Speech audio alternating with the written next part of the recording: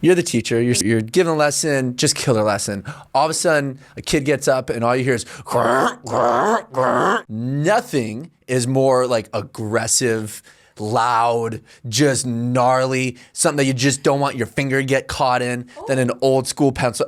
When I was a kid, one of my irrational fears was get my finger put in there. Same. I'm sure in the pre-K world, kids are shoving crayons in there.